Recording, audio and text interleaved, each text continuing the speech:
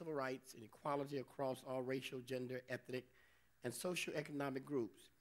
The judge provided invaluable counseling on many issues in Riviera Beach.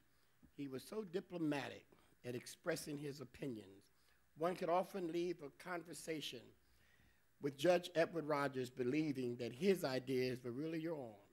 Case in point, height restrictions for single island development is in large part the results of Judge Rogers' opposition to putting high-rise condos on the public beach.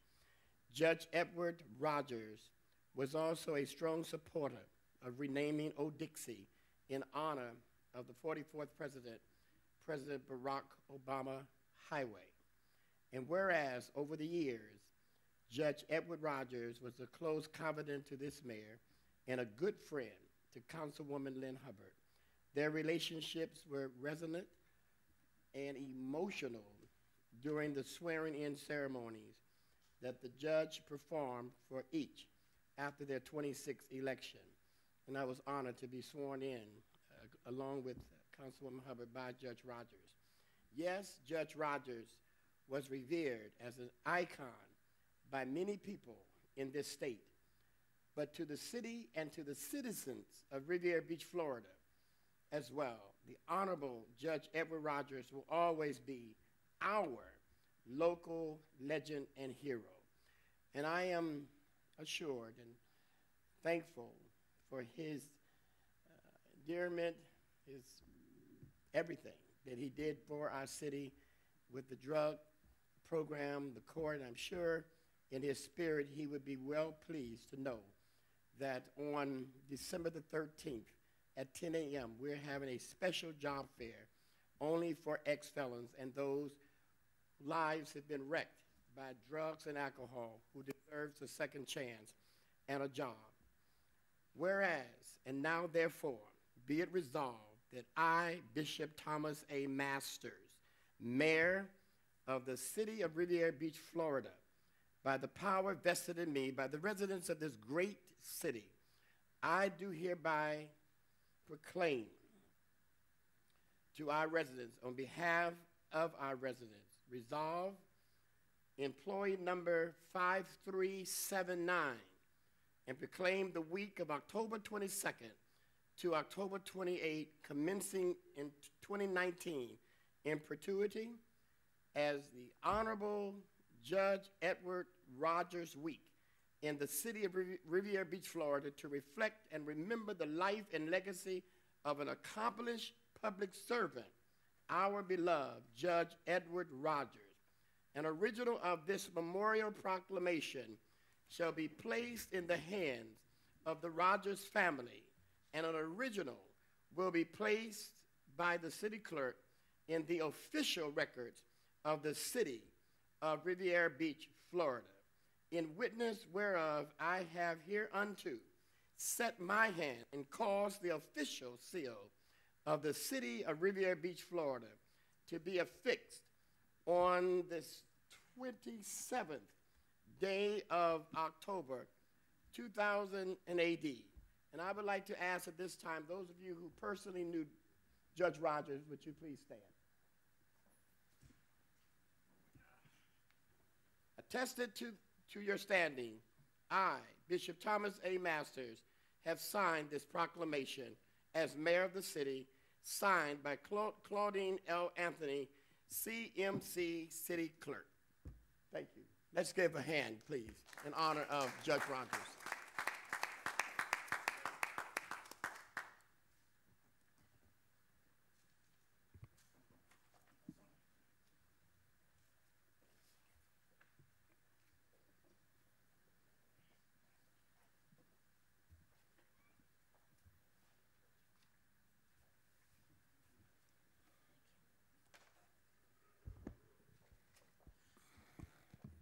Madam Chair, are you ready to proceed?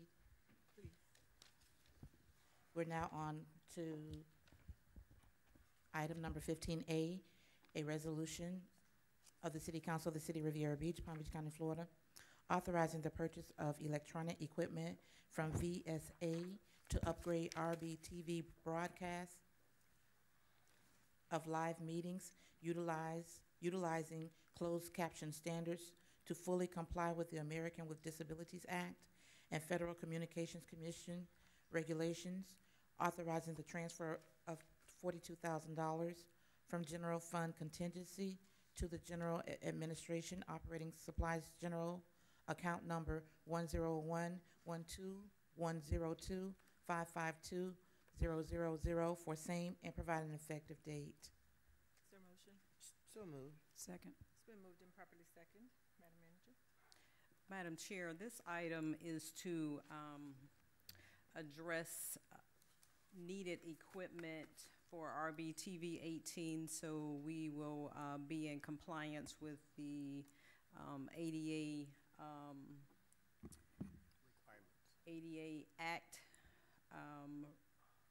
As stated in the backup documentation, a complaint was filed against the City of West Palm Beach concerning non-compliance. So this item is to purchase needed equipment for RBTV 18. Do we have any public comment cards on this item? Madam Chair, we do not have any public comment cards for this item. Are there any questions or comments from the board? Madam Chair, Councilwoman Botel, you recognized. I have a question that's somewhat tangential, not exactly related to this, but we've had a problem on Singer Island in some of our condos not being able to get Channel 18. Is that something that's being worked on? Do you know? Yes, ma'am, and it's not, as you stated, it's not related to this. I believe it has to do with the cable company or what that they're using. I know Walter has been working with one of the companies to get that item fixed. So that's going to be resolved in short Yes. order? Thank you. Yes. No other questions? Madam Clerk. Councilperson Botel, Yes. Councilperson Davis, Yes, ma'am. Councilperson Miller Anderson, Yes. Pro Tem Hubbard, Yes. Chair Davis Johnson. Yes. Unanimous vote. Item number 15B, a resolution of the City Council of the City of Riviera Beach, Palm Beach County, Florida, recommending project Baden be approved as a qualified target industry business for state incentives pursuant to Section 288.106 Florida statutes, authorizing payments of up to $27,000 as the required local participation for the qualified target industry tax refund program and provide an effective date. So moved. Second. Been moved and properly second. Madam Manager? Madam Chair, we were recently contacted by Gary Hines of the Business Development Board, and Baden is the code name. There's a company that's looking to move to Riviera Beach, but they want to keep their name confidential. So, Mr. Hines, if you don't mind, if he would come up and answer any questions that you may have. They are looking to bring jobs to the city, move their company to the city. Average paying job is $58,000. They're looking to bring hire approximately 45 employees. Mr. Hines? Thank you, City Manager. For the record, Gary Hines, Business Development Board, Palm Beach County. And it's actually not bringing 45 employees. It's if they locate the expansion here, they would create 45 new jobs. And obviously, the hope would be they would hire locally to fill those good-paying jobs. This is an expansion. We're working closely with Enterprise Florida, our state partner in economic development. They have validated this to be a bona fide project, and our competition, serious competition, is Atlanta, Georgia. I don't want to lose this project to Georgia. I want to win it here for Riviera Beach. And the Enterprise Florida has already approved a QTI incentive, but per the state statute creating this incentive program, it requires a local match. Obviously, the community is going to get benefit of the capital investment, and in this case, it would be about a $30 million capital investment they would spend if they locate this expansion here, and the jobs would all be for this community. Any questions? Yes. Chair Pro Tem, you recognize? Where would, not specifically, but in what general area would they be looking to move? Yes, ma'am. They have identified the Blue Heron Boulevard corridor, which is a light industrial business district. West or east of 95? That's my concern. I believe it'd be east of 95. Okay. Madam Chair? Are you done, Chair Pro Tem? Oh, go ahead, I'll come back. Okay. Would it be out in our, more in the industrial area, you would say, as opposed to the Australian Barack Obama area? Just trying to not get not to bog you down specifically, but just to show you where I'm going. I'd love to say more, but I am bound by confidentiality also, and I just, you know, they have, the state and I have signed a confidentiality agreement that we will not. Yes, and again, that's why I was telling you, I wasn't trying to get you specifically, because depending, when you say light industrial, I was trying to determine whether it was, you know, more toward Barack Obama, or we have a bona fide industrial area, which we consider Garden Road and all out there. That's a commerce industrial area. So I was just trying to get to the point of where, in what type of area it was going in. As we said, you know, that's the general area that they're looking at for this expansion. Madam Chair. Mr. Mayor, you're recognized. Gary, good to see you again tonight. Madam Chair? See you, Mr. Mayor. You did. I did hear you. I heard his voice before I heard yours earlier. Thank you. I may proceed. You may proceed, Mr. Thank you. Mayor. It's always good to see you at Beach, particularly as if it's going to, and I know you know how the mayor has always stated, bring local jobs for the residents of our city. So we look forward to that. And also I'm thankful that, you know, the Riviera Beach is better than Atlanta, isn't it? So we're going to keep. Question will have to be forwarded to the company should they select this area. Okay, thank you. Any further questions, comments? Madam Chair. Councilman Davis, you recognize. Thank you so much. Thank you, Mr. Hines, for once again choosing Riviera Beach. Just like before in previous projects, coming to the city, when we provide a local match, typically there's a training or there's a plan of actions being very specific about that will be presented to the board on what type of route you will be taking on a training program, or what would be some of the local partners we would use to make sure that there's an effort to make sure that people are qualified for a specific type of skill set without compromising on the project. I would like to know why hasn't that taken place at this time for this particular item? Again, the company, from what I know of the company, they train and offer the opportunity for employees for upward mobility once they're on board. Madam Chair. Does that conclude your questions? That's fine. Mr. Mayor, you Yeah, recognize. just to digress for one moment, but still on point. I'm not for sure if you realize, but we do have a new business that just opened up in Riviera Beach. And when you get an opportunity, please stop by in the next couple of days and get them connected with your business development board. It's a new dialysis facility that we've never had in the city. And I know you always like to know, so I apologize for not letting you know. But we cut the ribbon about a week ago. See the chief of staff. Thank you. I'd love to meet with that company. I thought so. Thank you. Thank you, Madam Chair. Madam Clerk.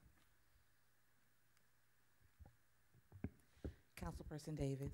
Yes, ma'am. Councilperson Botel. Yes. Councilperson Miller Anderson. Yes. Pro Tem Hubbard. Yes. Chair Davis Johnson. Yes. Unanimous vote. Item number 15C, a resolution of the City Council of the City of Riviera Beach, Palm Beach County, Florida, authorizing the renewal of liability insurance coverage with Arthur J. Gallagher of Florida, and authorizing the Director of Finance and Administrative Services to make payments from various city departmental accounts in the estimated amount of $1,725,286 for liability insurance and provide an effective date. So move. Second. Madam Manager. Madam Chair, this is the renewal of our annual liability insurance coverage.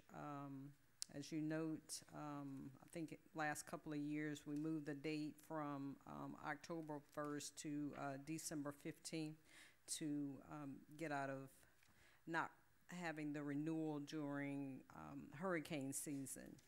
So if you have any questions, we do have representatives from Arthur J. Gallagher here to answer any questions you may have. Are there any questions or comments?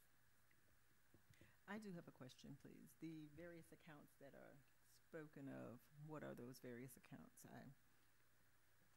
We have accounts set up in the general fund, where it's transferred to the liability insurance fund in order to pay for these expenses. So those are the operating accounts in the general fund, the enterprise funds, which would include utility special district, stormwater, and the internal service funds. So there's no breakout when it says from various departments. I know that there's a centralized area. I'm just interested in knowing the specific departmental budgets. Am I? Yes, ma'am. Understand. The budgets are, if you, in the budget document, each operating account has an account, and it's called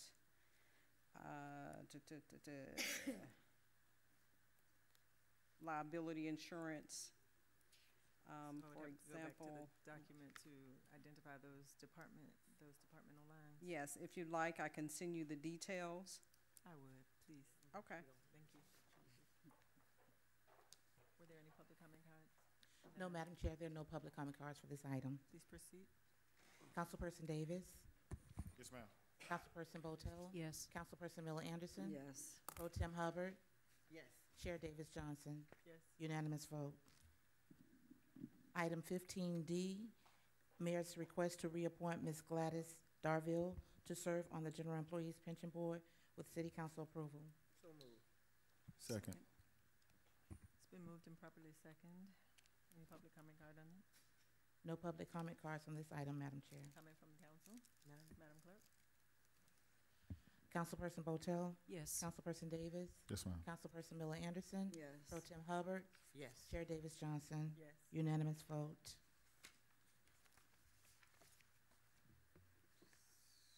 Madam Chair, we are now back to item number 16, ordinance number 4119, an ordinance of the City Council of the City of Riviera Beach, Palm Beach County, Florida, providing for the submission to the electors the proposed amendment to the city charter pursuant to this comprehensive review and recommendations of the Charter Review Advisory Board as subsequently reviewed, revised, and approved for submittal by the City Council in accordance with Section 166.031 Florida statutes, submitting proposed charter amendment concerning non-interference clause and calling a special election on the proposed amendment to the city charter to be held in conjunction with the regular city council election on Tuesday, the 12th day of March 2019, providing notice of special election, providing for balloting and election procedures,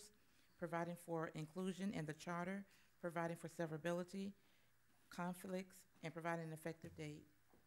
Is there a motion? So moved. Second. It's been moved and properly second.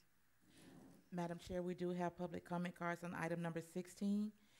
The acceptance of public comment cards on this item is now closed.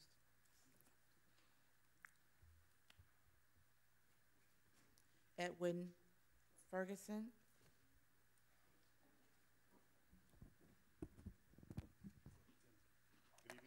Good evening. Very briefly, in regard to the charter review, our goal, and I'm speaking as vice chair of the board, I'm looking for a chair, but I'm sure he'll be here shortly. But in any event, the goal of the board was to try to attack those areas of the charter where there were inconsistencies.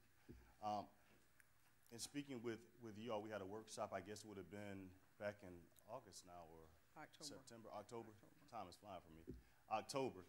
This seemed to be one where there was almost a consensus amongst you as far as shaking your head in affirmative that this is something that we need to implement. So keeping in mind the fact that no part of the charter can be looked at a microscope, you have to kind of look at it holistically. I would submit to you that if this is presented to the voters, that number 19, which would be the one in regard to the mayor's ability to suspend, must be presented as well. Because to give the mayor the ability to suspend, any mayor the ability to suspend, would be tantamount to interfering with the city manager's executive duty to hire, fire, suspend, and what have you. To me, that's no different. And when I say to me, I recall that the majority of the board, I don't remember the exact vote, but it was overwhelmingly that we presented this to you. But to have the mayor to be able to suspend, but then not have you all to say, go and speak to a department head or speak to the city manager and say, hey, you need to do this or do that, that is kind of an inconsistency. So I would request that you all consider that if you present this interference clause to the electorate for consideration, that you also present to them for consideration the removal from the charter of the mayor's ability to suspend, because that is potentially potential interference. And I believe the language of the interference with administration specifically says that neither you nor the mayor can do those things. Thank you for your time. Madam Chair, that completes public comment cards on this item. Any comments from the board?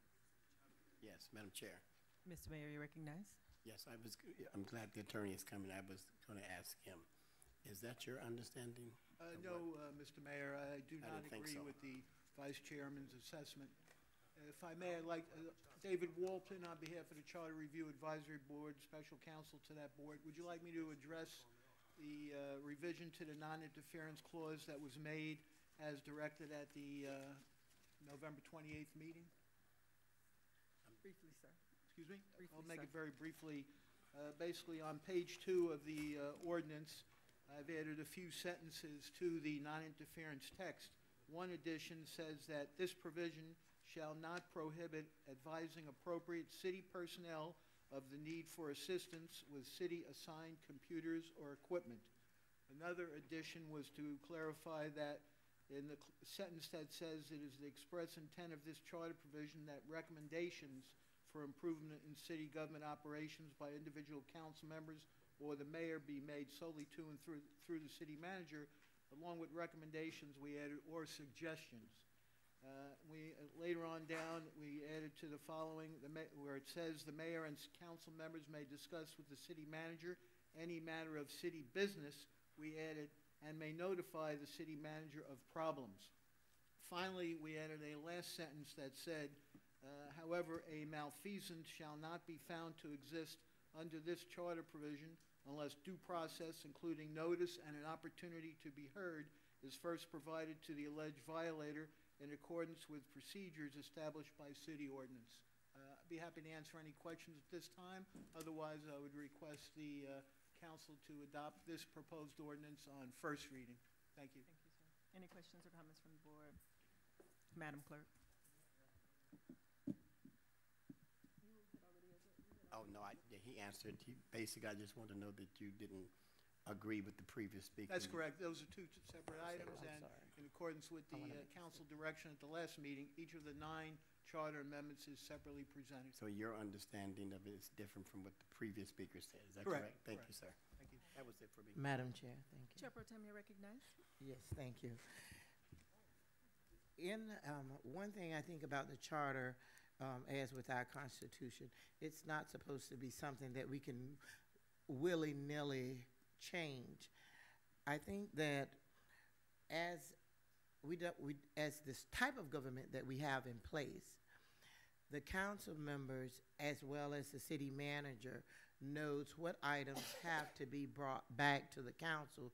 So we all may go and request different things to move our agenda or our district. But certain things the city manager, even herself, will say needs to come back before the council.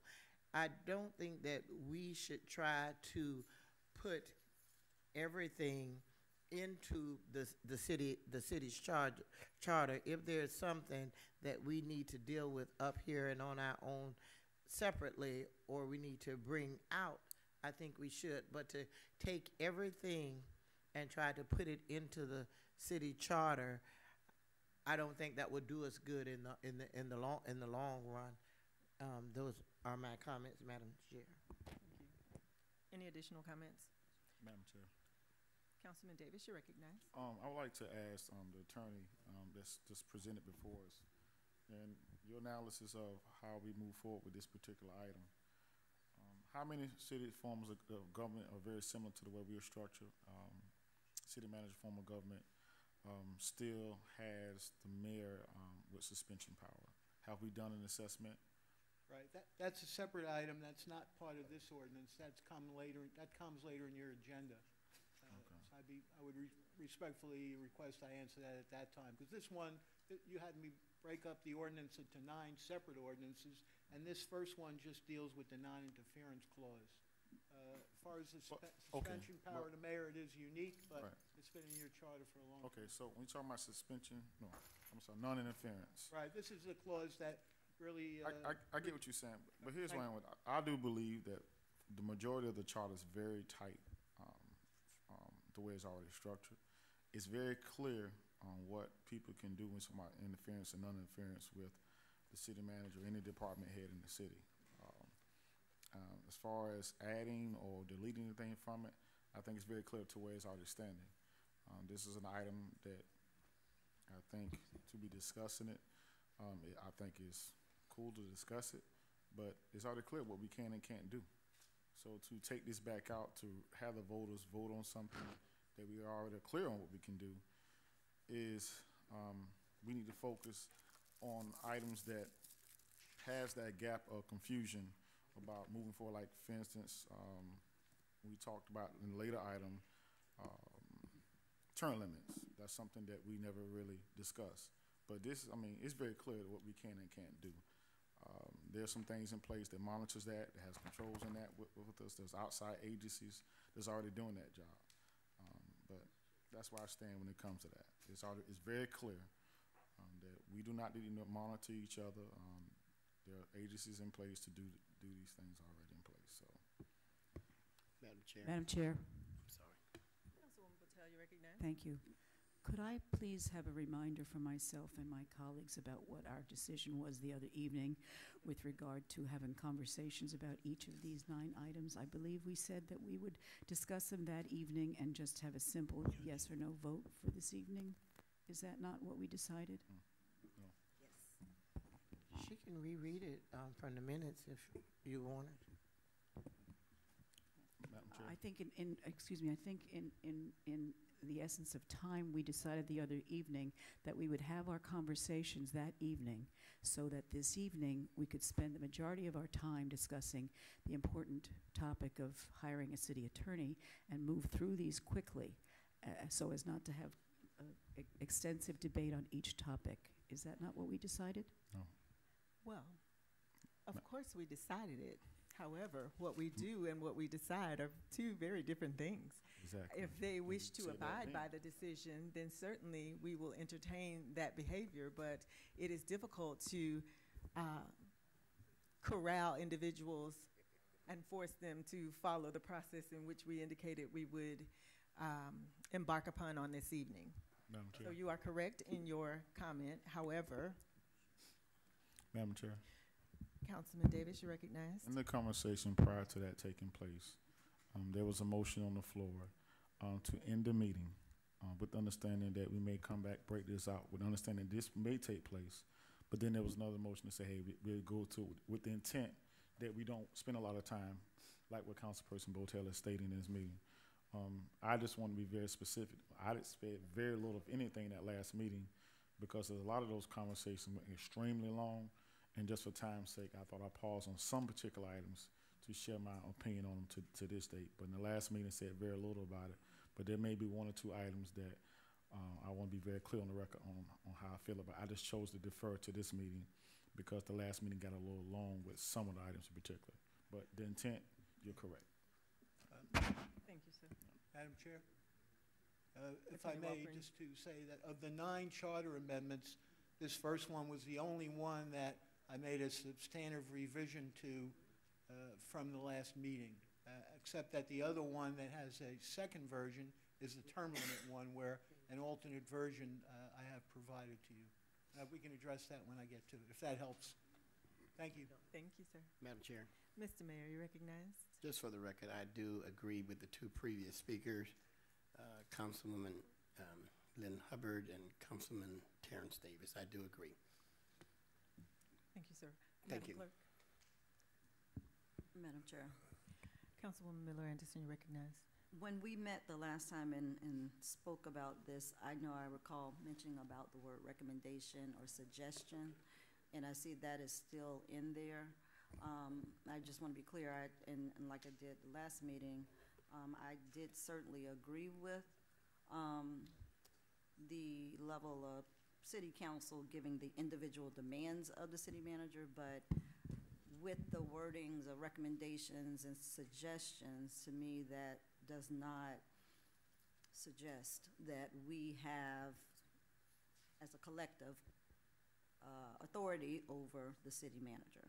So I still don't see how that distinction is made because of the fact that it says we can recommend to her. So that's my only issue with it, but I certainly don't agree with each individual person making individual demands. But it just, to me, it seems, by seeing the recommendations and suggestions, that we do not have the authority over the city manager as a whole. And so that's where's the distinction in there? If you could point that out so that I'm clear as to how that distinction is outlined. If I may, the distinction would be that each council member can make recommendations and suggestions to the city manager, but a council member cannot individually give an order to the city manager if this provision is put on the ballot and adopted by the voters. But what does it say in there to say what you just said? 'Cause Yeah, it's not really right, said yeah, like because that. it said, it says here that, let me just find the particular section. Where do you see that? However, no. Thought I had pointed those out just before, but now I need to find it again. On the slide. Right. Where we say, this provision shall not prohibit advising appropriate city personnel of the need for assistance with city-assigned computers or equipment. Likewise, it says, the mayor and council members may discuss with the city manager any matter of city business and may notify the city manager of problems. It also says it's the express intent of this charter provision that recommendations or suggestions for improvement in city government operations by individual council members or the mayor be made solely to and through the city manager. So that means that if this is adopted as part of the charter, you could feel comfortable individually making recommendations and suggestions to the manager, but you would not cross the line of giving the manager an order. You would not order her to do something. You would suggest, listen, I'm suggesting that something be done with the county to make sure the traffic lights function better at President Barack Obama Highway intersection. You would not say, I order you to go speak with the county and get that traffic light timing improved. If that's a helpful example. But once again, each of these is up to the council as to whether or not to put them on the ballot. Madam. Go ahead. I mean, I'm done. That's what I wanted to say. I'm done, so. Okay. Chair Pro Tem, you recognize. If we are going to have a strong city manager form of government, and we are to be responsible at the end of the day, whatever staff the city manager or the attorney does, we'll be held responsible. No one goes in and demand that the city manager does anything. I think we all ask her for specific and certain things. If, in fact, she thinks that that requires 3 votes, she says, I need to bring that back to the council before I move forward on it. But there is no way that we as a body can be held responsible for what happens if we have no authority to ask for things to be done throughout the city. And I don't think that anybody up here is that disrespectful or dogmatic in their asking for anything through the management. But that is what we are charged with. In one part of the charter, we're charged with overseeing the city manager and the attorney. And then now you say that you want to tie our hands to execute the things that need to be done. And I think everybody is relatively pleasant and relatively, adult-wise to know how to ask for certain things to take place. And every city manager knows what has to come back to this council when it takes 3 votes to have that done. So I don't think that this is necessary. And as I said before, our Constitution, our charter, is not something willy-nilly that we need to change every time the wind blows. And a Constitution is just that. It's supposed to be difficult to change. Madam Chair. Mr. Mayor, you recognize. Yes, I think that we must understand that the city manager, city attorney work for us, and we don't work for them. So there's not a business or agency that I can think of in the country where if somebody works for you, you should be able, as Councilwoman Hubbard suggested and said, to be able to say, I need you to look at this, and I'd like for an answer within 2 days. That's the way this city has always operated. Now, if it's something major, as she stated, the city manager would use common sense, which is the sense that makes all other senses nonsense, and say this matter is such magnitude. Mr. Mayor, Councilwoman, Councilman, this needs to go to the full council, just like tonight. We've got something that I wasn't aware of to be ratified that the manager brought to the full council. So I think that based on what I've heard, there's not a need to reinvent the wheel. Mr. Davis said there are agencies that are already in place. The governor has done that, and it's a matter of, we have the OIG to make sure this doesn't happen. We have the Palm Beach County Ethics Commission, if any of us are in violation. We also have the state. We have all kinds of agencies that are set up to govern any of this interference, so-called interference. So I agree with all 3 speakers. Thank you. I'm done. Any further comment? Madam Clerk? Councilperson Davis. No, ma'am. Councilperson Botel. Yes. Councilperson Miller Anderson. Yes. Pro Tem Hubbard. No. Chair Davis Johnson. Yes. That motion is approved with Councilpersons Davis and Hubbard dissenting. Item number 17, ordinance number 4120.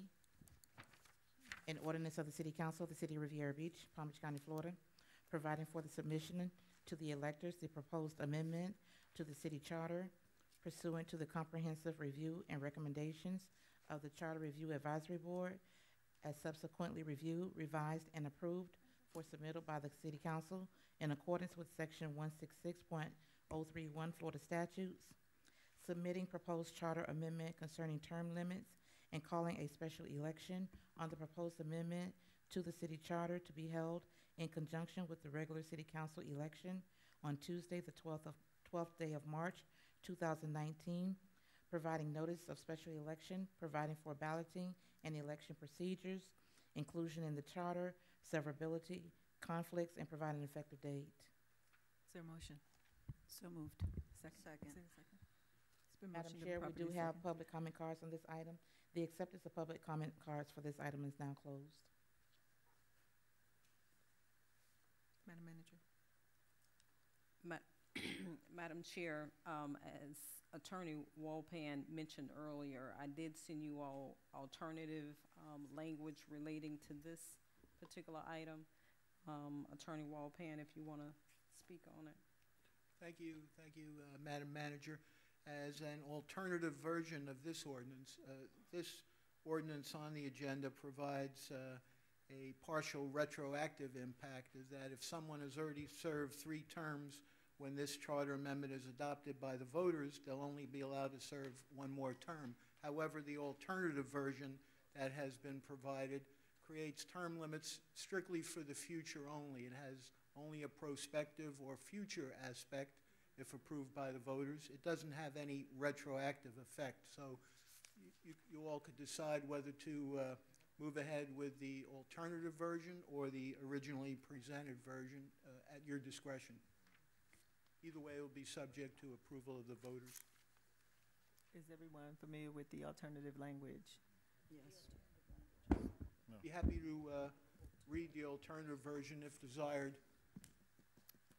Please Would do. you like that, Madam Chair? I think that's going to be important because if there is going to be a vote on the alternative language, we will have to dispense of this first motion for the original language to go for that revised Right. The language. alternative version would state that beginning with the terms served commencing in 2019, no individual shall be elected to the office of City Council member for more than 3 consecutive terms, irrespective of the district for which the individual is elected to serve. Beginning with the term served commencing in 2019, no individual shall be elected to serve as mayor for more than 3 consecutive terms. So this alternate version would strictly apply for the future. It wouldn't have any retroactive element or aspect to it. Everyone would be on, so to speak, a level playing field. So if you'd like, if you prefer this alternate version, which has been distributed, you may, subject to approval of the city attorney, you may revise the motion to, refer to that alternate version in lieu of the initially presented one, at your pleasure. Thank you, sir. Madam Clerk, we'll do public comment and then we'll handle the.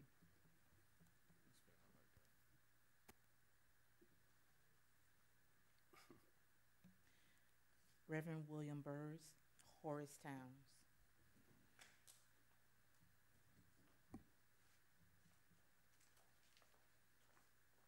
Madam Chair, Council,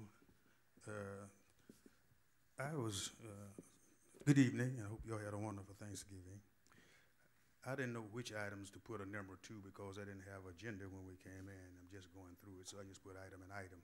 But no problem with the, if you all want to go with term limits. But I was listening at, unfortunately, last week, I think it was, I didn't know there was a meeting, and I happened to have been turning my channel, and I saw that was going through this charter changing. And none of it I saw was just ridiculous, to be honest with you, as far as I'm concerned. I think that what y'all ought to do, if y'all would do this, before y'all send any of this to a referendum, why don't y'all call a council, a town hall meeting, let all the citizens come together and discuss these issues, because some of them are ridiculous. Y'all said y'all want to represent the citizens. Before y'all, you might vote to send this to a referendum. Why don't y'all have an open forum meeting where the citizens could come together and discuss these items one by one before you do that?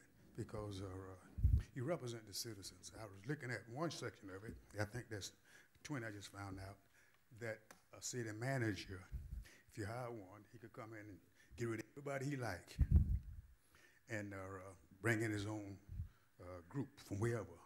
That's ridiculous. I think I heard that in that meeting, you could correct me if I'm wrong, that before you could fire a city manager, the citizen would have to have a meeting and decide on that. Ridiculous as well. Ridiculous. Now, let's don't talk about the person. Let's talk about the position. If the citizen have a lot of saying in whether you fire a city manager or not, why not a city attorney? They didn't say anything about the city attorney. And I think that's not fair. So if y'all have the nerve enough, somebody can say, before we send this to a referendum, let's have a town hall meeting with all the citizens. Let them come out and discuss this. Because, y'all represent us. I can understand why y'all want to do this, instead of just pressing it through and want to send it to a referendum.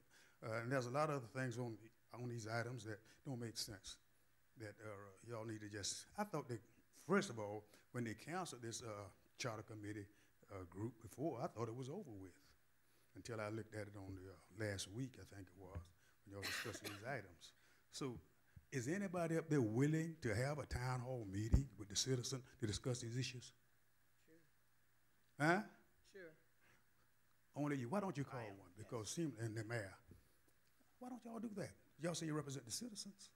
Let us have some input on this, because some of it is need to be thrown out and gotten rid of, you know. But I understand, because I remember at a meeting, one of the persons that are running for council said if y'all hire a city manager, they are willing to fire that city manager and bring Jonathan back. From their lips to my ears. That don't make sense. And some of this seemed like that was a part of this charter committee business now.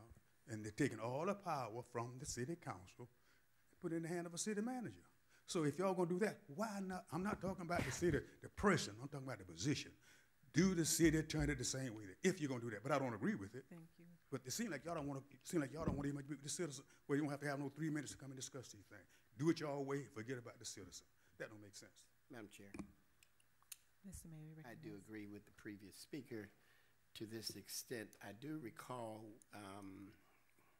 when we were having a discussion of who the master developer should be with the CRA, one of the respected members of our community said on the record that this had not been vetted in the community. No one really had any kind of input on the charter. I know you had charter meetings, only 5 people showed up probably from the community, but it certainly was not vetted to any large extent from different communities, different areas. And I think when you start tampering with, and I'm going to use that word, the charter, there needs to be a lot of public input. This should not be a hatchet job or a rush job. And I thank the committee for doing the best that they could do. But if people didn't show up, it's not their fault. But it needs to be promoted and advertised in a way, not just one town hall meeting, but in different parts of the city, and see how the residents feel about some of these so-called amendments. The other thing is the word amend means to amend, to add on, to change something that would be repeal. Seems like most of all this, what I'm reading, is changing, repealing, and not amending. And as it relates to term limits, we need to be very careful in addressing term limits. No disrespect to Attorney Ferguson, but we just had an election where Dr. Robinson won another term by large numbers of the voters all over the county. If there had been a term limit in, Dr. Robinson could not have won. She would not have been eligible. Congressman L.C. Hastings, whose name I referenced today, has been our congressman for several years. The residents have had an opportunity to vote for him more than one term, more than 2, more than 3. Now, if they were not satisfied with Congressman L.C. Hastings, and I believe we all are, most of us, because we voted and we have constantly voted for him. If they were not satisfied with Dr. Deborah Robinson, she would not have won. So I think the real term limit is the people's right to vote who they want back and who they want out. So I think we should look at this in a global and a much broader perspective. Thank you, Madam Chair. Thank you, Mr. Mayor. Please proceed, Madam Clerk. Horace Towns.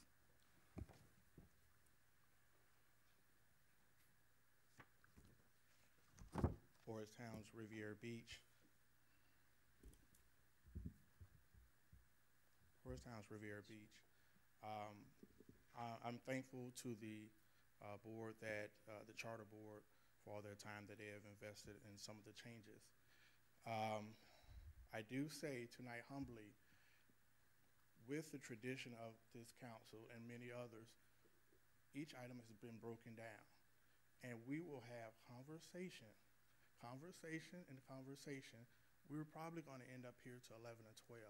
So possibly, I thought that we would address item, I believe, 28.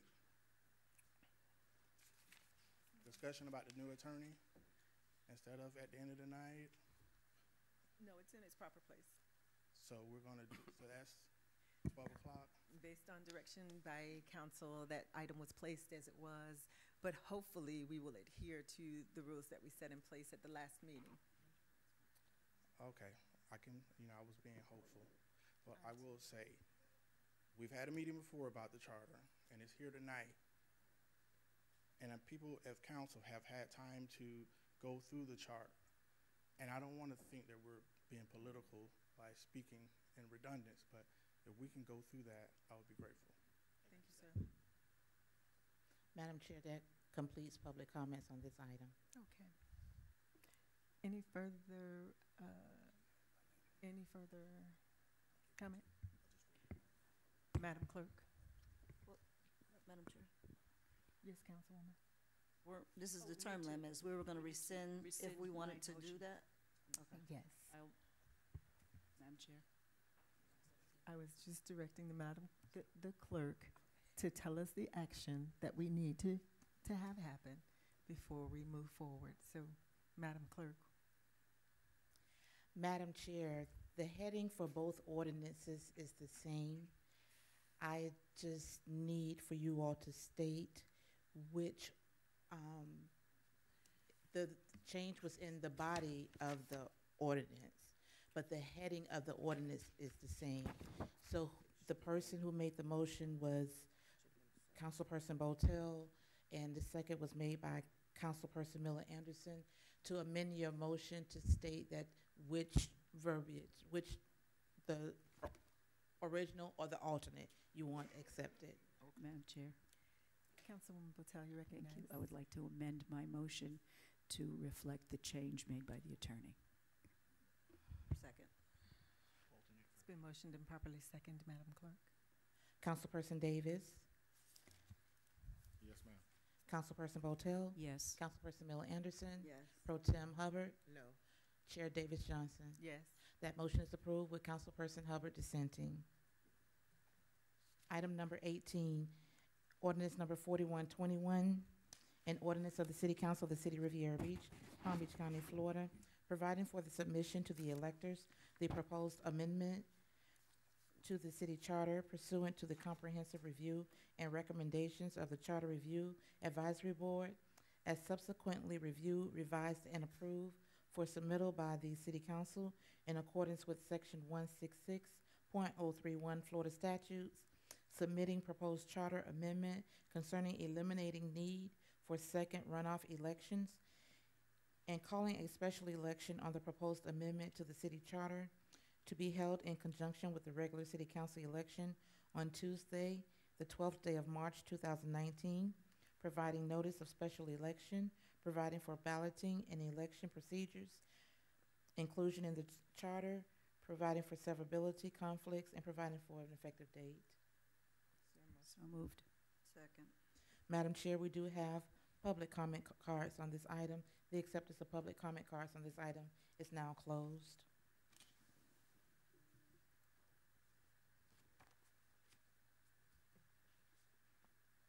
Would you like to proceed with public comment at this time? Yes, ma'am. Tommy Walker, Mary Bram.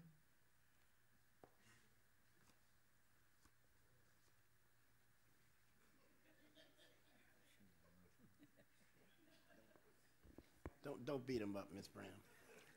Don't hurt him. Good evening, Mr. Mayor, Madam Chair. Good evening, sir. Now, this is, out of all the ordinance that we put on this thing, this is the only one that I really want to talk about, because I know we're not going to have it, right? Is this the one where you pull the name out the hat? I don't know, is that? Okay. This is the hat one? Pull out the Out hat. of the 9 proposed ordinance that we had, Pull out the hat. this is the only one that I don't agree with. Now, I'm going to take my 2 minutes and 30 seconds to tell you about all the rest of them. This is a chance for the people actually to have a voice, finally. We put together a team of people, a team of citizens that work effortlessly and tirelessly to bring something back, to bring change to the city. All I would like for the council to do, or whoever, the attorney, is to change the language.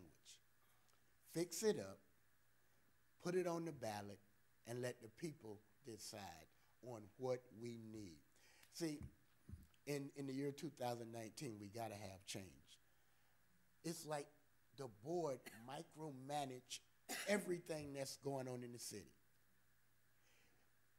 We have had citizens that come forth and put their time in. I would like to see all 8 ordinance cleaned up, put the language, and then put out there. Everything but this one right here needs to be scrubbed. I mean, this one needs to be scrubbed. The rest of them, let's just clean up the language. Give the residents, give the people of Riviera Beach a chance to vote change. I know you don't like the term limits, Mr. Mayor. I know there's a rationale behind that.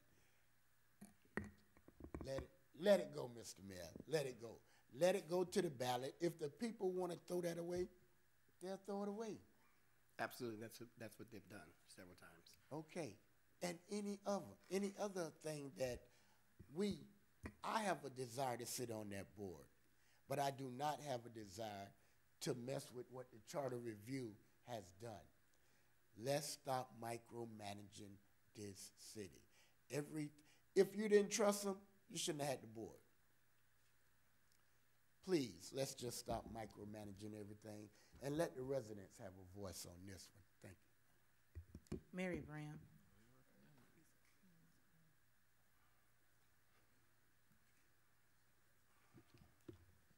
Mary Brown, Riviera Beach. Apparently, when you all were discussing this before, you all said that you didn't care how long that you would be here, that you all would get through this agenda. Now, that was my understanding when this charter came up week before last, or whenever that was, because the question was asked up there. It would be a long deliverance, and and you all voted that you didn't care what time that you would go and do the business of this charter. So that did happen. We saw it. In reference to the second runoff, yeah, I got a problem with that. I know why. Because, see, I was over to early voting, and those machines broke down over there for 45 minutes. And when I read in the paper the next day that some of those ballots were not counting, this is a democracy here. So we want everybody to be treated fairly. And you would have a lot of people that would be entering into the March election, regardless who wins or who loses. I would prefer for it to be orderly, not straws. You put something in a little barrel there, and you're going to pull it off. You're going to pull the rabbit out the basket. Out of fairness, no. I do have a problem with that because it does not represent the democracy of the voting system. You just vote one time, and then that's it. And whoever comes out on top may be the winner. Let's be fair with this. This is a stickler here. And this also puts a face on your city, too, because it may be someone that you may not like. Ms. Brown going to say she like all of them, because I'm going to say may the best man or woman win that would deliver the service and provide the skill sets. But we must be fair in 18. We must be fair. Do not pull the rabbit out the box. We spend money for everything else, and we are wasteful around here. But when it comes to democracy at its best, we should put it on example. Who comes out second or third, let us take it back to the poll. We taxpayers, we pay for it. You all spend. So this is worthy here to let it be a fair election without no shenanigans, because it does reflect, well, what will happen? You don't either put a little dot on a little piece of paper in there, so you can easily see we don't want to look like that. We want the voters to vote. Those that will come out and vote, I'm encouraging you to get up and vote and make your voices be known. But the process must be fair and balanced. And this is not balanced. 18 is not balanced. Thank you. Thank you. Madam Chair, that completes public comments on this particular item. Madam Chair, Mr. Mayor, you recognize? I agree with the previous speaker, and this is why there needs to be town hall meetings, and the public need to have more input on these ballots other than just this. It needs to be moved around the communities, different parts of the community, and we can get more input than we have. I'm wondering, would you even get anybody saying pull the rabbit out the hat or whatever out the bag? I don't think anybody would say that, but I'm just wondering where did this come from? Well, I know that I know the election office said that this is something that is common in some other cities, but certainly this would not work in the city of Riviera Beach. And as the mayor, I would certainly like to hear more from the residents throughout the city before these amendments go. And I think that's a clear example of getting, hearing from Mrs. Bram, one of the seniors of this community. So if it's not broken, there isn't any need to fix it. As far as I'm concerned, this is not broken. We've done it this way. It's in our charter that if it's a tie or whatever, we vote, and we vote to break it. That's the American way. You vote to break the tie. You don't come back. I mean, you don't pull something out of a bag or a name. But anyway, that's another reason why I think it's important to hear from the community as a whole in different parts of the city. Thank you, Madam Chair. You're welcome, Mr. Mayor. Madam Chair. Councilman Davis, you recognize? Before moving further, I support what previously former councilperson Burrow stated. Have we had any discussion before moving further with public education with all these items? Do we have a plan with that in place? Had that been discussed before the Charter Review Committee and staff? No. Public education. So we're just gonna put this and prove it, and people just gonna vote on something they don't have information on, or?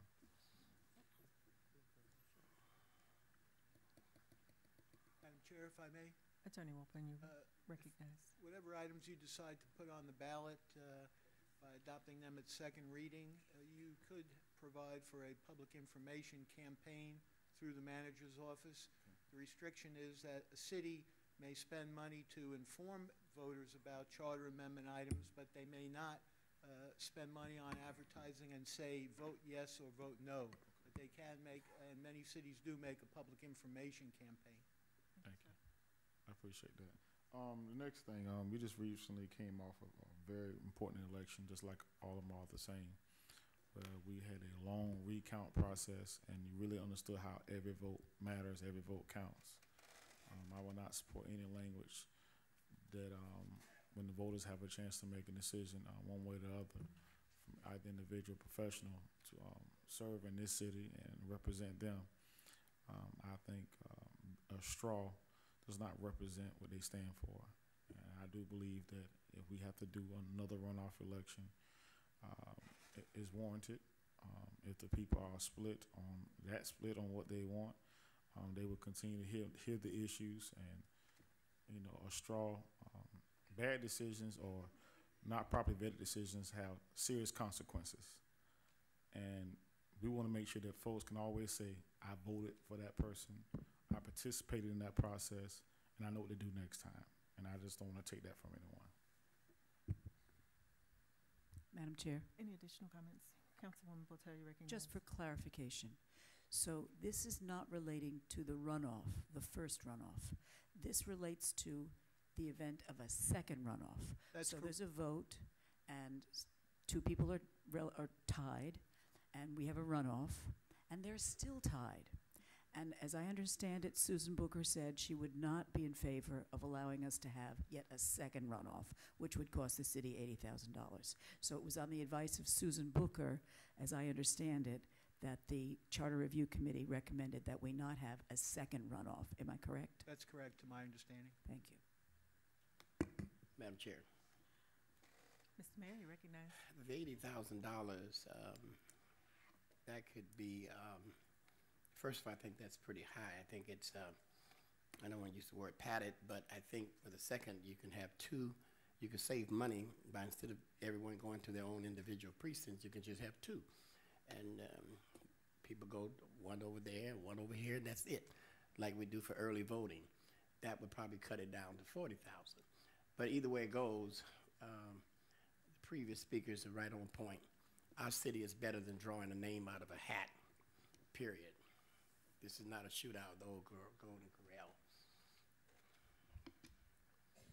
I support the previous speakers. Thank you. Madam Clerk. Councilperson Davis. No, ma'am. Councilperson Botel. Yes. Councilperson Miller Anderson. No. Pro Tem Hubbard. No. Chair Davis Johnson. No. That motion fails with Councilpersons Davis, Miller Anderson, Hubbard, and Davis Johnson dissenting. Item number 19, an ordinance of the City Council of the City of Riviera Beach, Palm Beach County, Florida, providing for the submission to the electors the proposed amendment to the city charter pursuant to the comprehensive review and recommendations of the Charter Review Advisory Board as subsequently reviewed, revised, and approved for submittal by the City Council in accordance with Section 166.031 Florida statutes, submitting proposed charter amendment concerning repeal of mayor's authority to suspend city officers and employees, and calling a special election on the proposed amendment to the city charter to be held in conjunction with the regular city council election on Tuesday, the 12th day of March 2019, providing notice of a special election, balloting and election procedures, inclusion in the charter, severability and conflicts, and provide an effective date. Madam Chair, we do have public comment cards on this item. The acceptance of public comment cards on this item is now closed. Is there a motion? So moved. Is there a second? It's been motioned and properly second. Madam Chair, would you like to go to public comment cards at this time? There was no revision to this. No, no revision from the prior draft. We'll proceed with public comment. Edwin Ferguson, Norm Adams. Good evening again. Good evening. So this is the point that I was trying to make before. I think counsel for the Charter Review Board may have misunderstood me, so I'll try to be clearer. But if we're going to put on the ballot that no city member, council person, or mayor can interfere with the city manager, what I'm saying to you is this part of the charter has the potential for causing interference, because if I go hypothetically to the city manager and say, I think that X should happen, this city employee spat on the sidewalk, and I think that's unbecoming of a city employee, poor representative of the city, I think this person should be suspended. The city manager says, well, Mr. and Mrs. Mayor, I don't really see where we have evidence of this employee spitting, so I'm not going to suspend this person.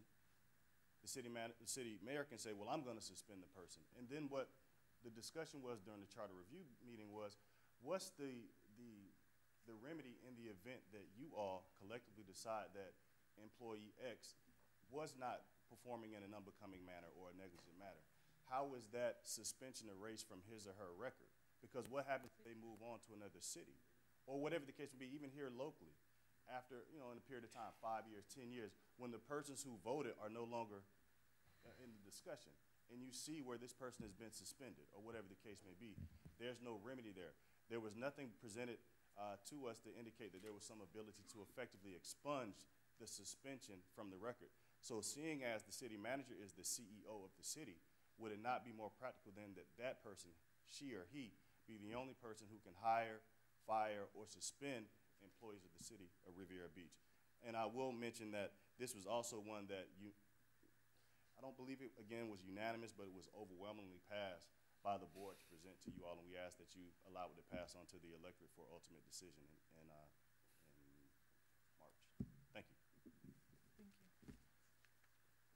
Norm Adams. Norm Adams, Riviera Beach. As far as the mayor's authority goes, one of the gentlemen earlier said something, is this a matter of form or personal preference because of who's sitting in the mayor's seat now? It shouldn't be who's sitting in the mayor's seat now. It should be a matter of what's expected of a mayor. What are his or her responsibilities?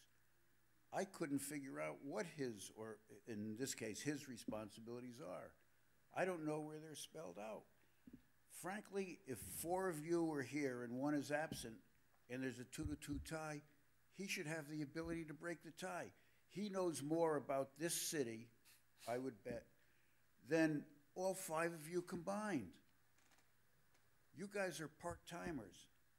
He's much more like a full-timer, and I'm personalizing it, but any mayor would be like that, getting around the city. He, in my opinion, he needs more authority. The mayor, anyone in that seat, needs more authority. Otherwise, what do you need a mayor for? Thank you. Madam Chair, that concludes public comment cards on this item. Madam Chair, Mr. Mayor, you recognize? I agree with the previous speaker. Thank you.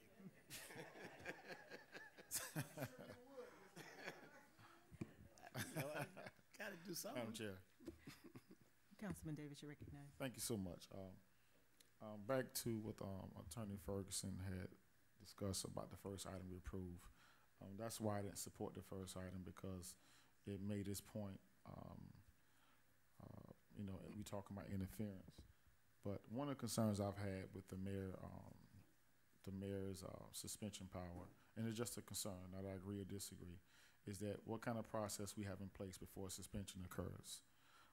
I always felt that the mayor should have some authority in the city, but before there's suspension of any employee, I always felt that the mayors, who's ever the mayor, should be meeting with the city attorney and the city manager to discuss on how they're going to do any investigation on any particular employee, so they can make sure that we all on accord legally, ethically, before it's brought before this board for ratification.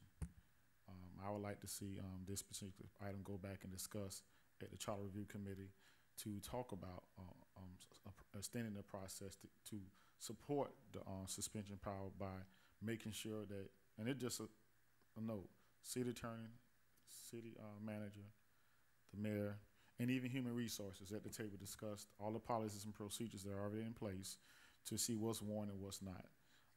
We got to make sure everybody's at the table having this discussion. And we need to have some information that make sure that, just like the previous speaker said, what it's doing, how it's happening, and that's what we need to do.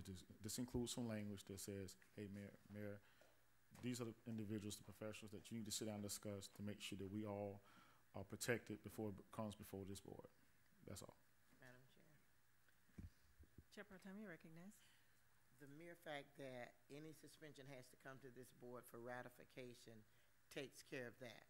The second thing is that if the suspension is overturned, HR can handle submitting the correct documents to that person's file so that that will not show as if that person's suspension was upheld. Those things, once again, are already in place. If the mayor suspends anybody, it has to come to this board for ratification. So that's already taken care of, as well as, again, if it's not upheld, then it's the duty of the HR department to document that in a person's file, to remove that suspension from that person's file if it's not ratified. Any further comment? Madam Chair. Councilman Davis, you recognize? In lieu of what was just said, in light of what just said, is that how a process is particularly done with HR? Did they get a chance to go back and submit a letter into the record on what should have taken place based upon all the facts and information?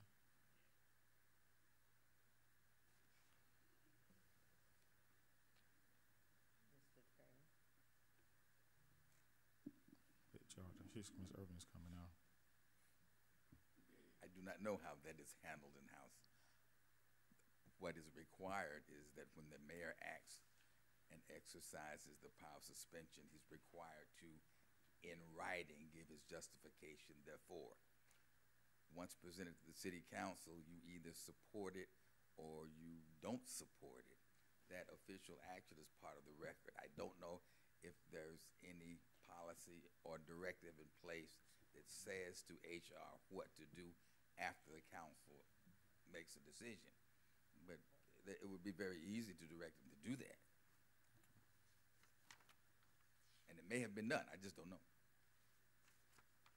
Ms. Irving, are you here to provide a response? Eureka Irvin Human Resources Department. Once the action is submitted and the paperwork is passed to suspend the employee, and that is noted in the personnel file. If council ratifies that suspension or overturns that suspension, that is also noted in the personnel file. Thank you, Madam Clerk. Madam Chair, Councilperson. Councilman Davis. maybe I didn't hear it properly, but my concern was when it's noted, does Human Resources do an investigation to verify and to note whether that was warranted or not? That was the piece I was just listening to. In the case of the mayor's suspension, we do not do an investigation to determine if it was warranted or not. Well, my concern is that and just talking to the council, could we please send this back to the Charter Review Committee to discuss a process to resubmit to us to include how the mayor should be moving forward with the suspension, what staff in particular, what steps we take, and then come back to this discussion on this at a later date, on this particular item only. If I may. Ms. Irving.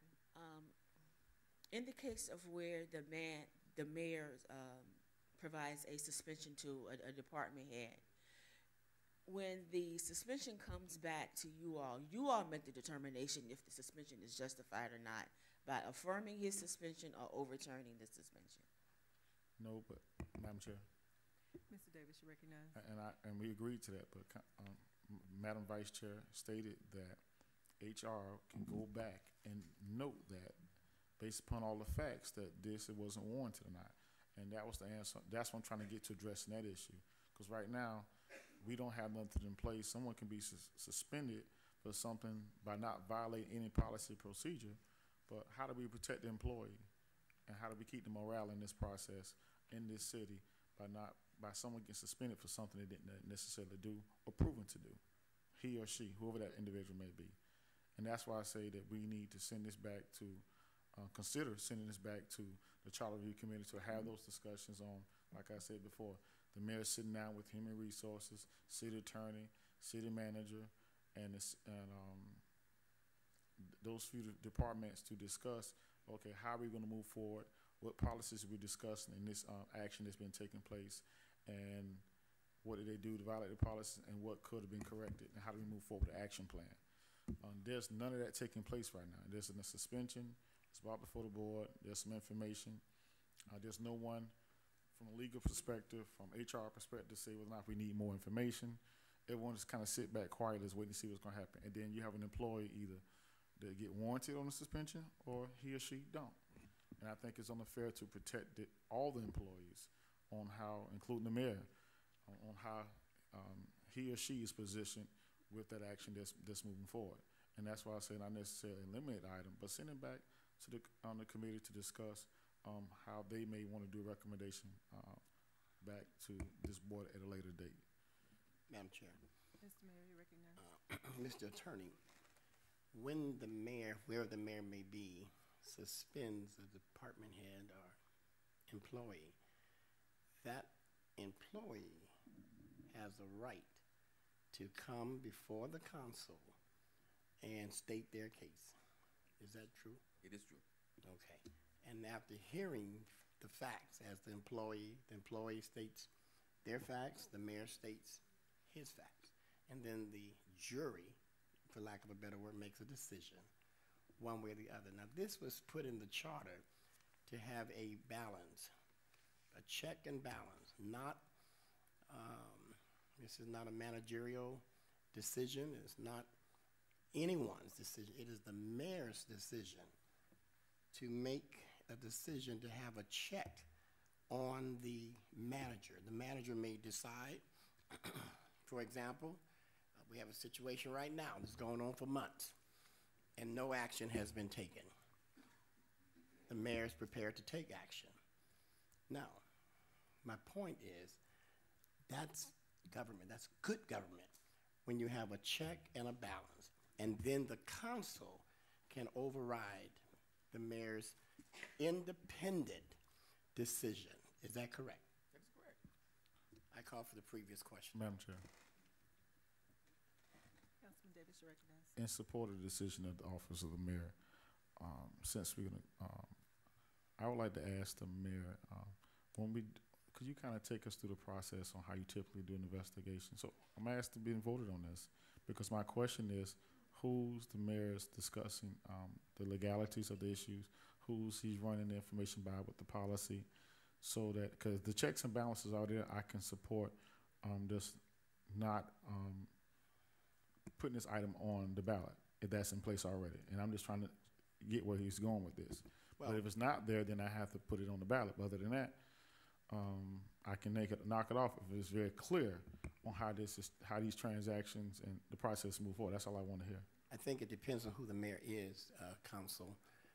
It's left up to discretion of who the mayor may be as to how that particular person wants to proceed in using an executive authority that has been given to us by the charter, by the fathers of this charter who felt it was necessary. Now, if you're asking me about what I do, I try to have discussions with the city manager. I ask the city manager what's happening with this process, brief me as to what is going on, why there has not been any action, is there an investigation?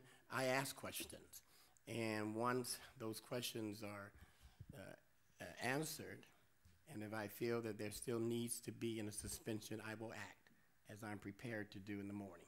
Thank you, Madam Chair. Madam Chair? Mr. Davis. Okay, this will be my last final statement because the mayor's being very clear here. Once the city manager and staff says there's an investigation, when the investigation is complete, what happens at that step? If they say it's yes, then you consult. I'm just trying to find out because I'm being asked to support Are you items. stating take it that off to the agenda. mayor? Are you asking the mayor? Yes, ma'am, because I just want to know how this process works. There's a lot of empty spots that folks just don't know, and the gentleman came here before and said it is. Each case is based on its own merits, so it depends. It depends. Thank you. I understand. Call for the previous question. Are there any more comments from the board? Madam Clerk. Councilperson Botel, No. Councilperson Miller Anderson, No. Councilperson Davis, No. Pro Tem Hubbard, No. and Chair Davis Johnson is out.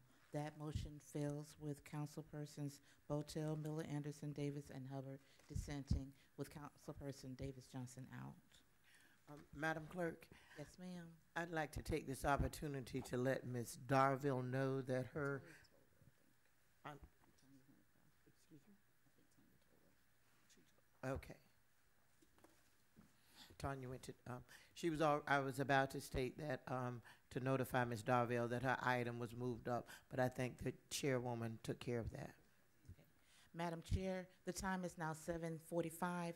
Would you all like to proceed with the regular public comments or could proceed with the agenda items as ordered? Let's proceed with the agenda items as ordered and move to the public comments thereafter. Item number 20, No. An ordinance of the City Council. No. Point of order, please. We're going to proceed with public comments and then resume the items. The chairwoman is back, and it's her choice. We were in the middle of the charter review amendments. I thought we would complete that task. Thank you. Public comment shall begin at 7:30 p.m. unless there is no further business of the City Council, which in that event, it shall begin sooner. In addition, if an item is being considered at 7:30 p.m., then comments from the public shall begin immediately after the item has been concluded. Any person who would like to speak during public comments, please fill out a public comment card located on the table directly outside of the council chambers and give it to staff before the public comment section is announced. Madam Clerk. Madam Chair, the acceptance of public comment cards for this portion of the agenda is now closed. Edwin Ferguson, Norm Adams, Dolores Dawson.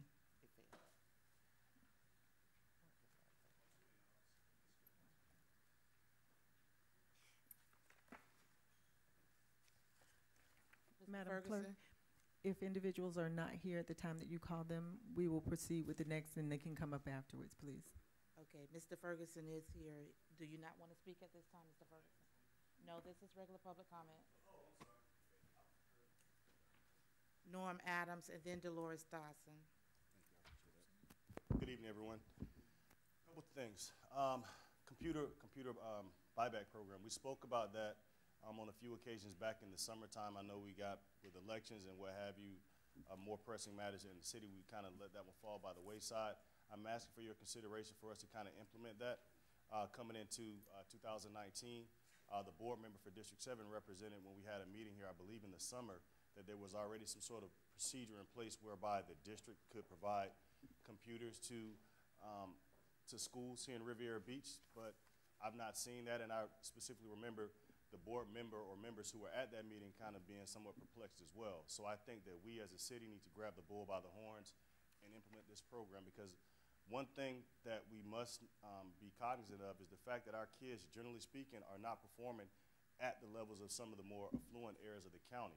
We can't use economics as an excuse for our kids to constantly fall by the wayside. We have computers that may be lightly used, shall we say, 2 to 3 to 4 years old, that can be placed in homes of persons who don't have those access to computers. And why am I harping on computers? It's because the standardized testing is all computerized now.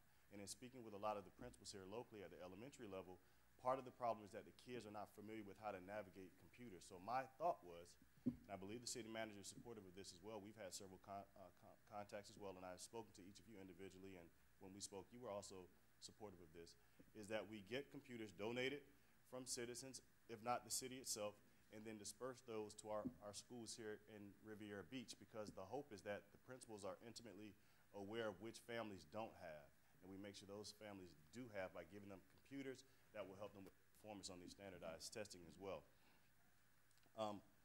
Lastly, well, the mayor's not here, but I'm sure he'll watch this at some point in time. I was somewhat disappointed that he brought the school board race in, because I don't think that's germane to what we're talking about here in terms of Riviera Beach. I think we should be above making sort of Trumpian comments, particularly if one actually had researched the numbers. One would realize that in a normal year, the number of votes that I did receive would be more than enough to have won the race. There are other factors that we don't need to waste time with today that led to me losing this time, but I'm fairly confident that if life lasts and we run this back, as we say, on the football and basketball course in 4 years, the results will be much different. But I would encourage you all to continue doing exceptionally well as you all have been doing, and I'll pray for the mayor that he comes to himself and understands that I actually am a voter. I live here in Riviera Beach. I'm one of the few attorneys in Riviera Beach, and I think he should keep that in mind the next time he decides to throw a pot shot across my bow. Thank you, and have a good day. Thank you. Norm Adams, Dolores Dawson, Horace Towns.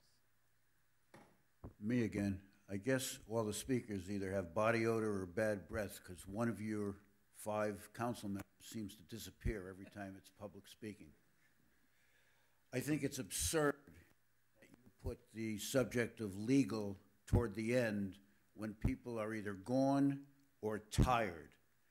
There is no more important thing that you guys have on your platter now than hiring the next city attorney.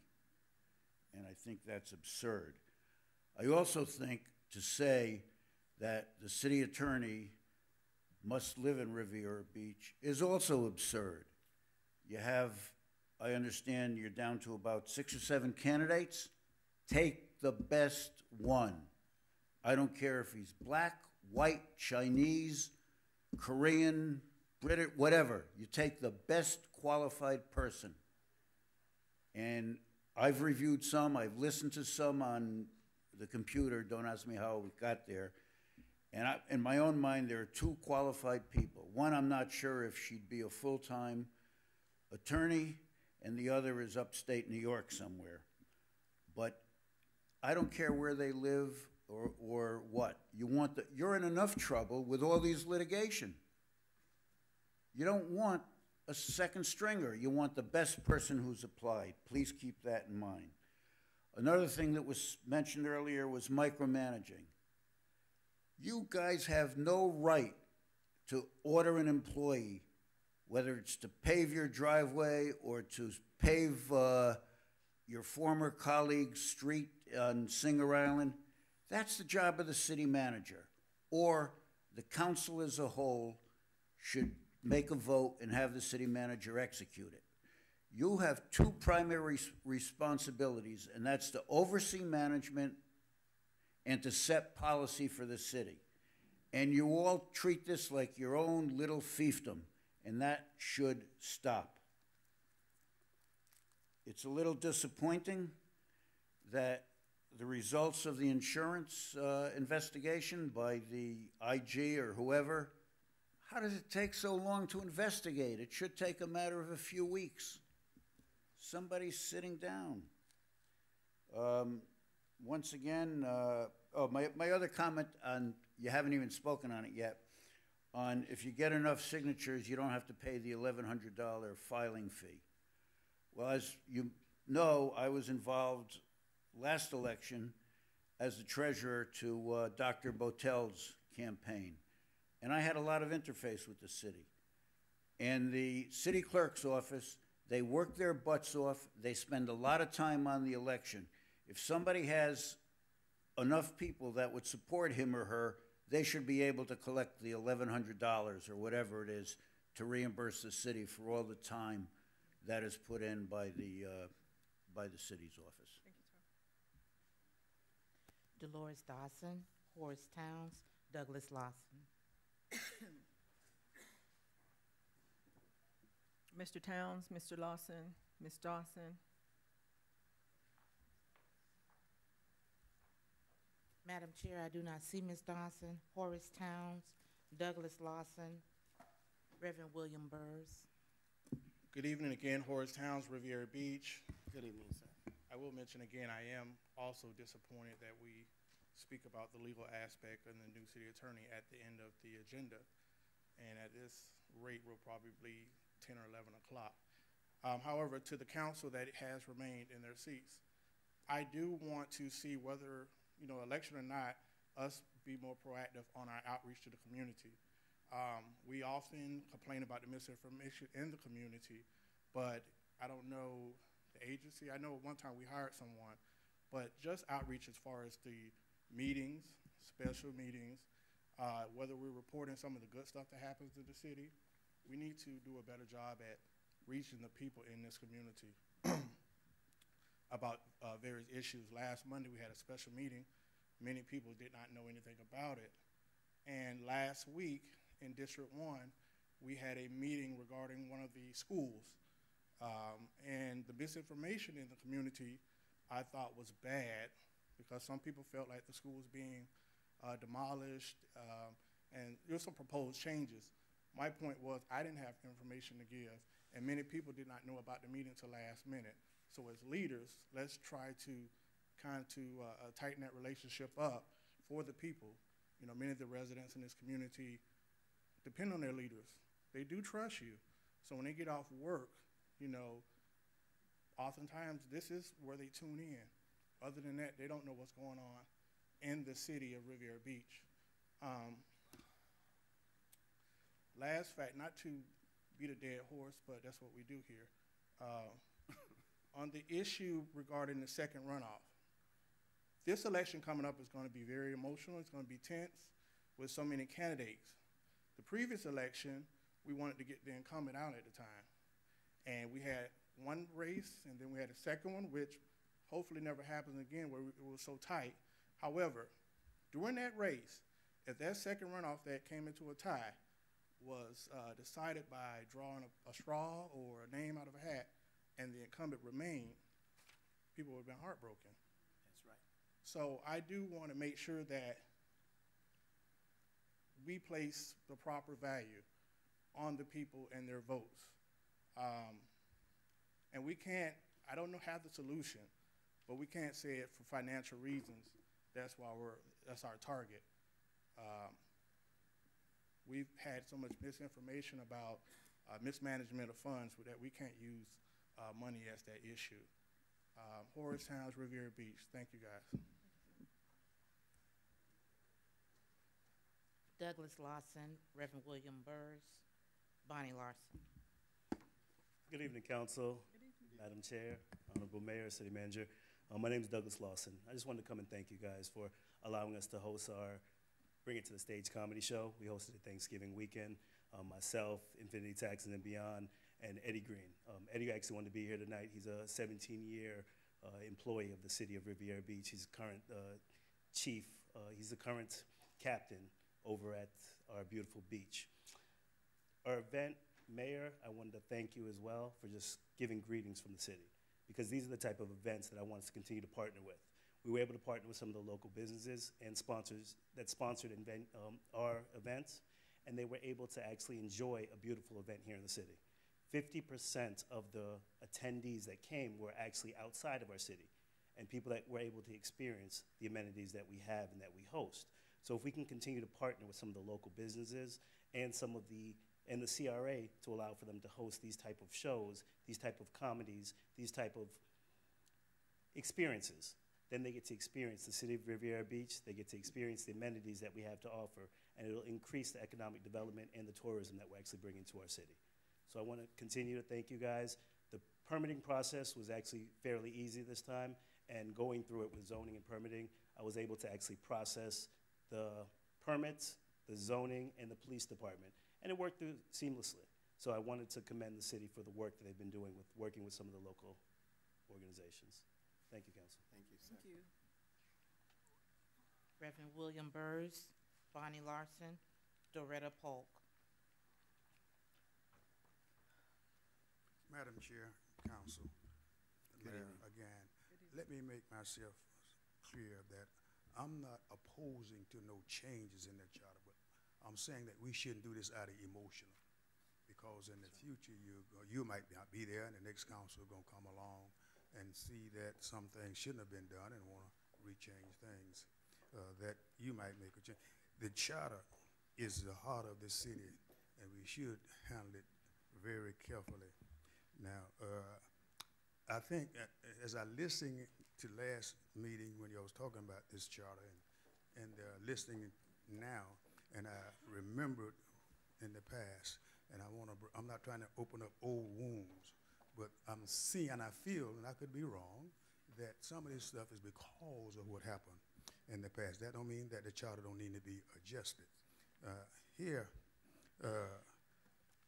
when you're talking about changing this charter, and the council person, the city manager must live within the city. The charter says 5 miles within the city. I think that's sufficient enough. I know that's got to go before the citizen, et cetera, that whether they want the city manager to live in the city. I can understand if one was coming from New York City or somewhere out of state, or have that case, and should move right there within the city, but decided want to move somewhere within 5 miles of the city, that should be sufficient. Now, when they did the review on this charter some years ago, when it's talking about the time limit, term limit, I suggested then that there should be term limits. Nobody said a word. Actually, past city clerk.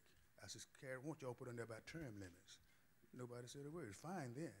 So let's don't get it so emotional about what we need to be changed. Now, again, if you're listening, someone says that the votes what matters. If y'all 3 votes was take place up there, that settles the issue, and you can override the city manager, city council manager, or the city mayor on whatever issue they bring up. But now, if you feel that way, why would you feel that way in the past? You see, if you feel that way now, then you should have felt that way in the past. The charter says 3 votes certifies whatever y'all bring up on that council. 3 votes to fire the city manager in the past. Now, whether y'all know it or not, I'm gonna tell you, I asked the city council person at that time, don't do it. I asked the city person, the city council. So I wasn't in favor of firing the city manager. I had no dog in the fight one way or the other. But 3 votes said fine. Then if we feel that 3 votes matters, then we shouldn't have called all that problem in the city and waited to city, wait till the council elect with next election and made our choice. But let's look at this. Let's don't rush into this. Let's let the citizen have some input. Like I said, be kind enough. Say we got to march for this election, call a townhouse meeting, and just hear what they got to say. That's all I'm asking. So don't rush to it. And I'm through. If a person ain't got the money to pay a filing fee, they shouldn't run. I agree. Bonnie Larson, Doretta Polk, Willis Williams. Bonnie Larson, we're talking a lot tonight about the charter, charter amendments, and I went to those a couple years ago when we did it, and it didn't seem at the time, I don't recall that people who went to those meetings had input into it. It was the charter committee members, and that was it. So I think maybe people don't tend to go because if they can't say anything, well, you know, what the heck. But that wording is very, very important because you talked about term limits and if it was retroactive or not. And what I think I heard the attorneys say for the first version of it was that it would affect people who expired in 2019. Well, my question is, and what happens with the people who expire in 2020? Because not everybody is ending in 2000, so how does that affect those people? So the wording is very, very critical on that. The minutes tonight, you have 6 sets of minutes to review. 6 sets dating back to August. It is now December. This is ridiculous. I have asked before for the contract for the party who does those minutes, and I was told it was someone from Largo, not even a local person, and the CRA, they get their minutes like right away. Of course, they have fewer meetings than we do, but they get theirs right away. This goes back to August tonight. That's ridiculous. And they can't find the contract with that person. What's happening with the insurance, paying for those 77 employees? We have not heard anything more on that. What is the situation with that? So many things here. On the web today is a letter regarding our water situation, our water problem, I'm going to say. And my question is, why was that letter not signed by the Water Utility District Director? It was signed by the Acting Assistant City Manager. It should be signed by the Director of the Water Department. Why was that not done? We have campaign signs. I don't see any other cities with campaign signs. We got them in the city. They need to be removed and, you know, not be on Riviera Beach property in the first place. Public Works building, I asked about that a couple of meetings ago, and I was told the same reason I was told months ago was that AT&T or Florida Power and Light had to move some cables. That's an old excuse. Why is that condemned building sitting there a year and a half later? How can we see the interviews with the attorneys? I brought up about behind the old Betty Ann's was an old dilapidated RV. That was a couple weeks ago. Now there are like 4 dilapidated RVs sitting back there plus a boat. Can't we get these things? This is on our Broadway. We have 2 businesses which have gone out of business. The Hub and Fast Eddie's have now gone out of business. There's a new company. It's a tire company. Is that one of the allowed things? I guess it is. Their sign is about that big. Also, there's a new subplace where the old one used to be on 28th and Broadway. So those are the ones. And Mariner Marine, I understand, has been sold. Thank you. Doretta Polk, Willis Williams, Marie Davis.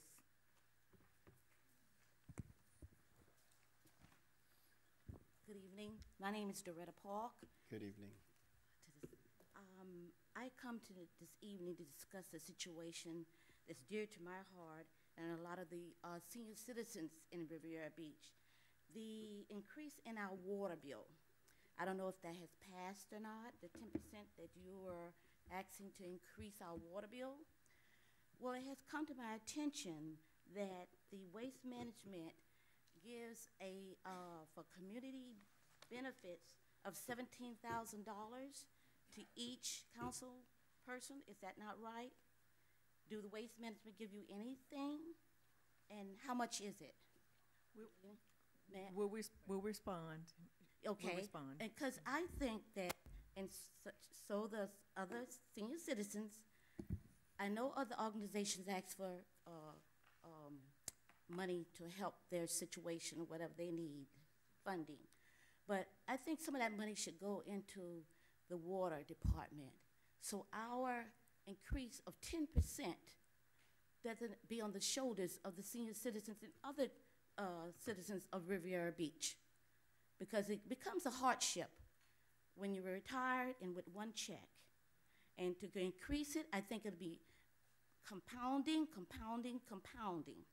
And if you are getting money quarterly or whenever they issue the check or whatever they do for you all, and I know it's a community benefits, I think you all should consider it also going to the water situation so that the senior citizens doesn't have to have that burden. And another thing I want to address, the road on Avenue H, starting from the city, right, municipal, all the way back to Inlet Grove, the pipes are extended, elevated. Somebody's gonna run their car, and when you get to Inlet Road, there's four pipes together. You really have to wait till the other people to travel back and go around, because if you're gonna hit those four, your tire's gonna hit those four. And it's all the way extended to the end of Avenue H. When will that be taken care of? Will it be leveled out? That's another question. So if these two questions can be answered, I will really appreciate that.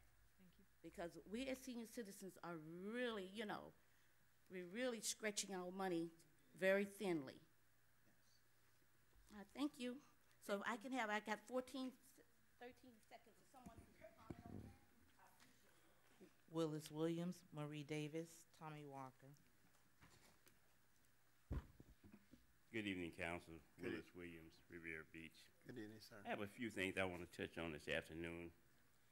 One is that most of you who know me know I've been running in and out of these council chambers since I was 18 years old. And I've been an activist in this community probably all my life.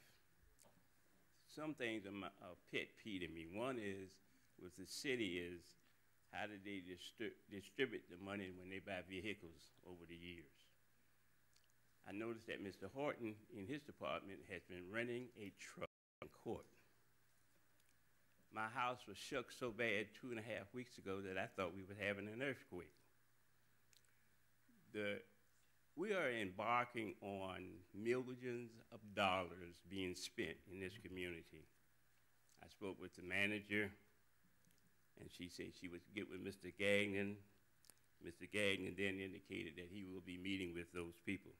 If that much work has been getting done in that area in which I live, and there has been no permits or no coming, I know it's nothing came because this board, because I've asked. So I need to know why that happened, how did it happen, and why is it continues to happen. I'm looking at my door now in the mornings at 40-foot storage containers. They have put up barriers. I ask you, go look. If that's what we're gonna do, we need to hire a city manager. If that's what we're gonna do, we need to put people in place. I don't need to be walking away from here tonight and somebody telling me, say, well, we'll get back with you. This has happened, been 3 or 4 months now. Go over and look at it yourself. We did. But what we wanted to do was to close some of those loopholes and those pitfalls we saw, and that we learned from other communities and other cities looking at their charters. I was disappointed in some of the remarks made by the mayor. Things in various places, Lindsay Davis, we had them here at the town hall, at City Hall, and also at the Ambassador Center. We may have had one at the Marina. We invited all the council members to come on more, and mayor on more than one occasion, and also the public. I know that that Claudine Anthony made an effort to make sure everything was on the website and so forth. And a couple other things.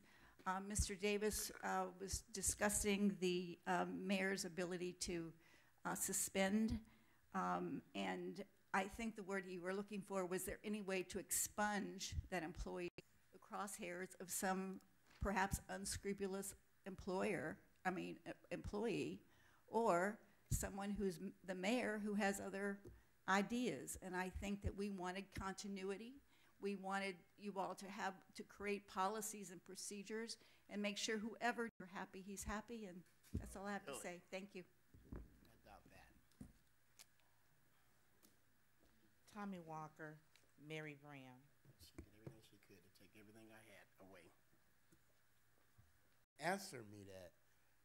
I'll be grateful, because that's the kind of stuff we got to stop. I'm going to shift gears right now, because 2019, I know for me, that's the year I plan to prosper. And I would like the city to join me in everything that we do. And I know we're going to have some changes. So with that, I would like to, Madam Chair, like in March when Julia became on the board, we talked about the disparity study. Everybody has a disparity study on the agenda. That was 9 months ago. And now here it is, a new and jointly funded. Now, the city of Pittsburgh has a active piggyback contrast with somebody named Mason Tillman and Associates, who successfully conducted the West Palm Beach disparity study. Disparity still exists in Palm Beach County. We got to, but that's not what it was meant to do. It's time for us in 2019 to raise the level of our residents. Mary Brown, Riviera Beach, those decorated street lights, but it's dark over Today? there. MLK. Today. Yeah, today. So obviously that happened too.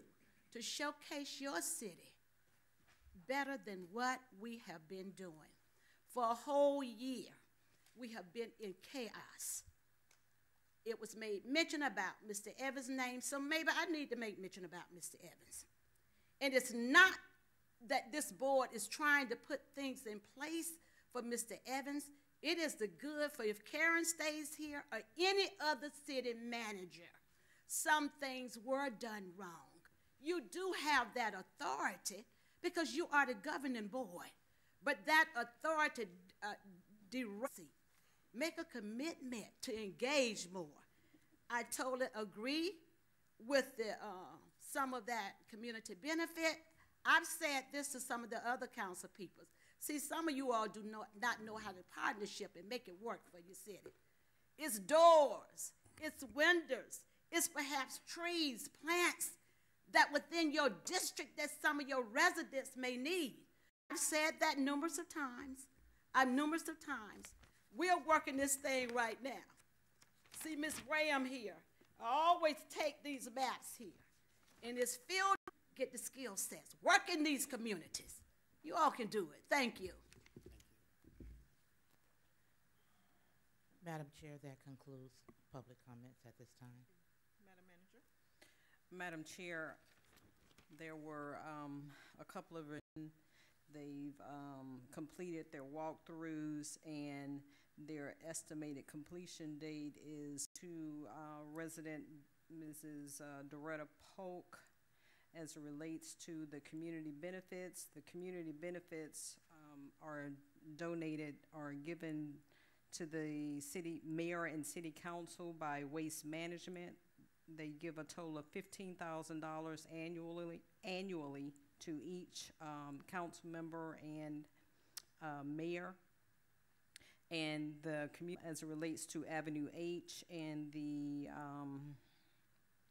elevated pipes, there is a second overlay that will occur, and I don't have a date right now, but there is a second overlay that will occur on Avenue H that will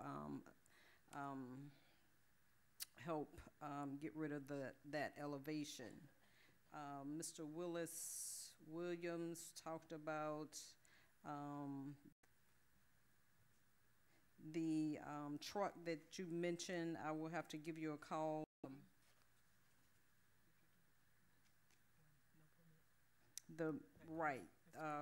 We will be talking to that. At the last meeting, council determined that it would go through the charter amendments. We would handle that business. It was not supposed to be a lengthy discussion. It was going to be a vote, and we would then take care of. As it relates to the truck, a truck was purchased for a crew, but it was if we can go out and purchase a new truck. And then also, I believe someone mentioned campaigns.